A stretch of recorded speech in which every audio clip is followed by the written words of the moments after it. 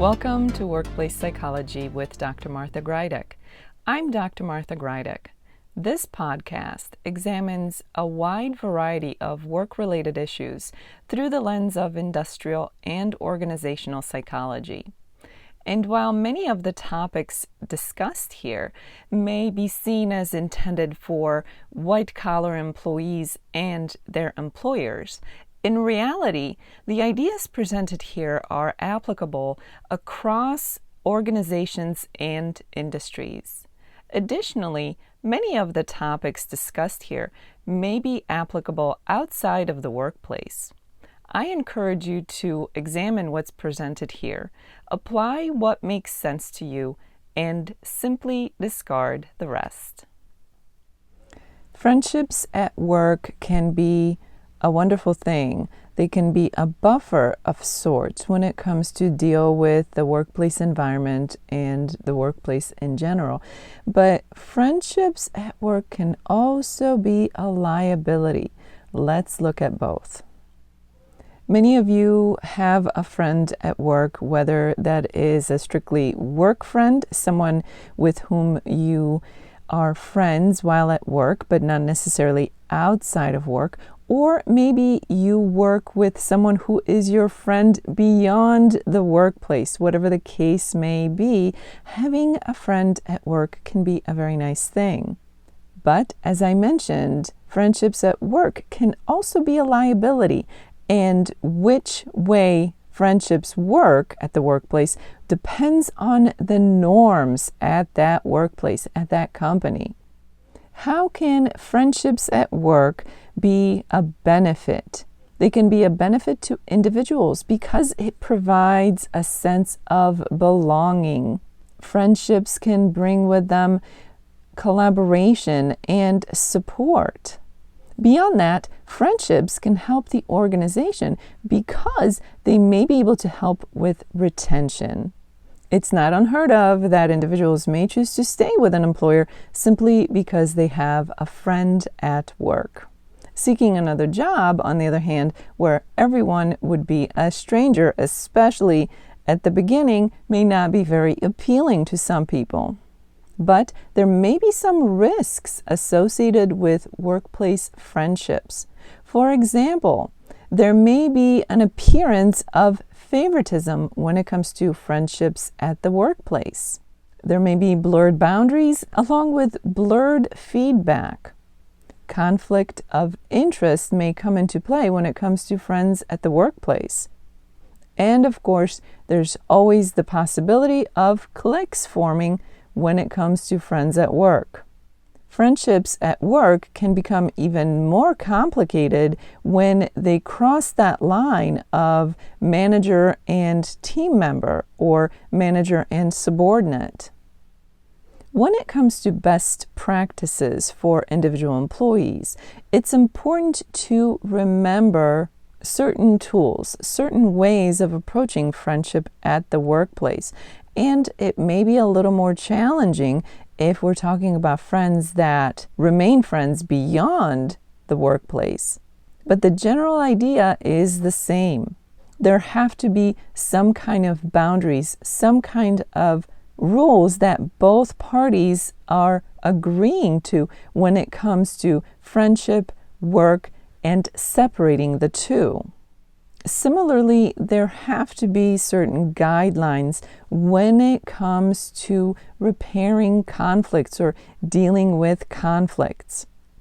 Individuals have to agree to separate personal lives and personal friendships and any conflicts that may arise there from work relationships, work friendships. And this may be easier said than done. This is why it requires planning ahead and agreement from all involved, from both parties. The other thing that is important to remember when it comes to friendships at work is social media and social media rules.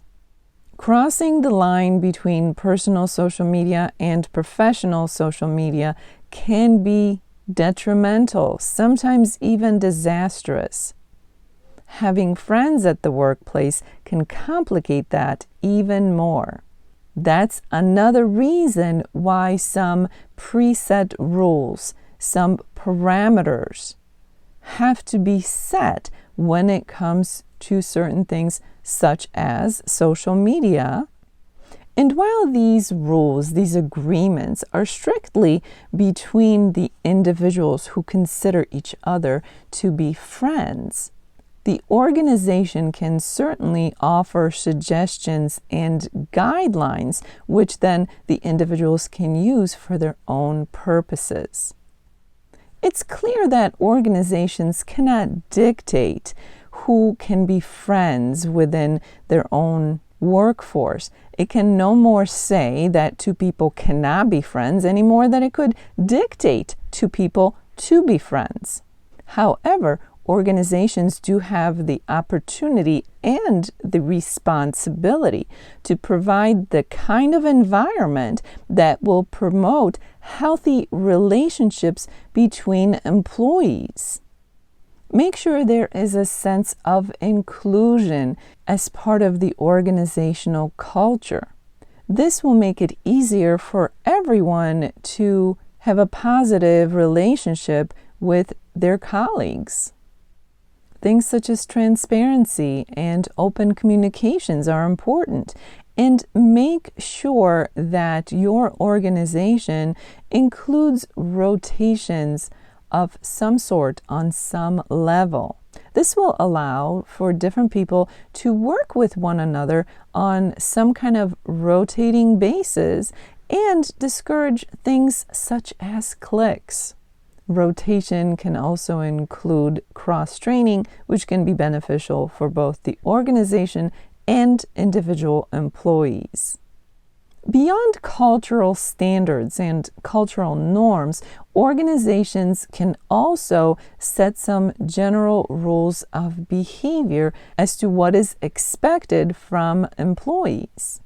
And once again, while an organization cannot dictate being friends or prevent people from being friends, it can have some general rules and guidelines pertaining to behaviors, including social behaviors, as they relate to the company. As I mentioned earlier, things can get especially complicated if friendships exist between managers and subordinates or direct reports. I suggest strong caution to such relationships.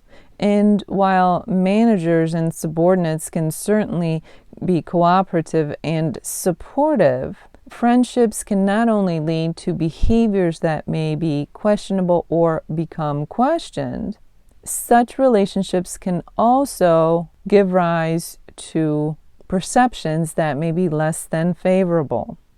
It's important to remember that within an organization, people come together with a common goal, something to accomplish as a group, as an organization.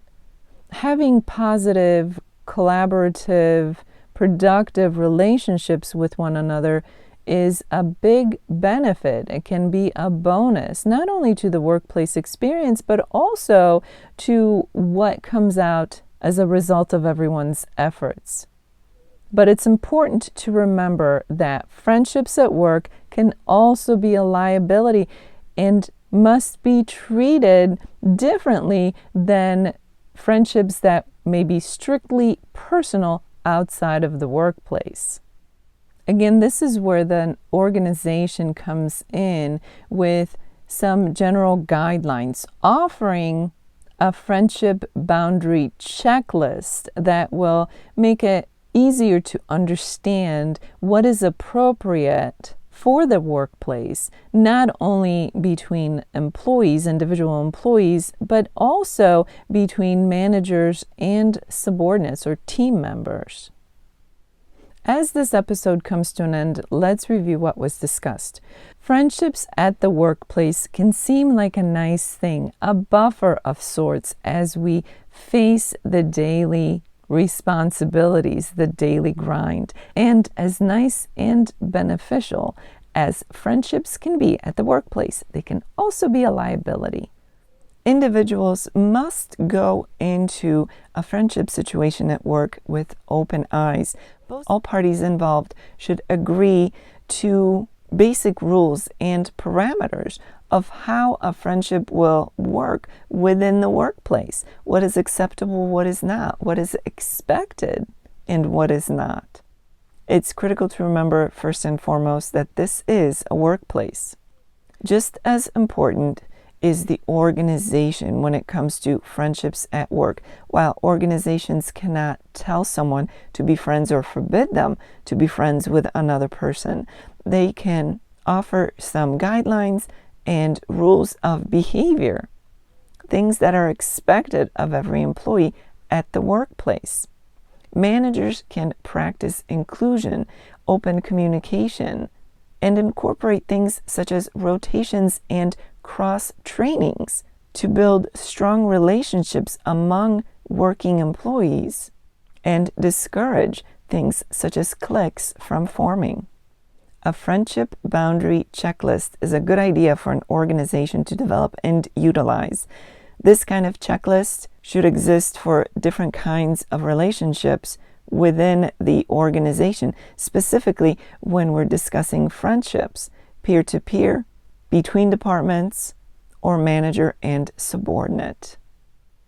As this week unfolds, I encourage you to consider friendships at your workplace, whether you are in a management position or not. Are there any other individuals at work that you consider to be your friends, whether that's your work friends or friends both at work and outside of work?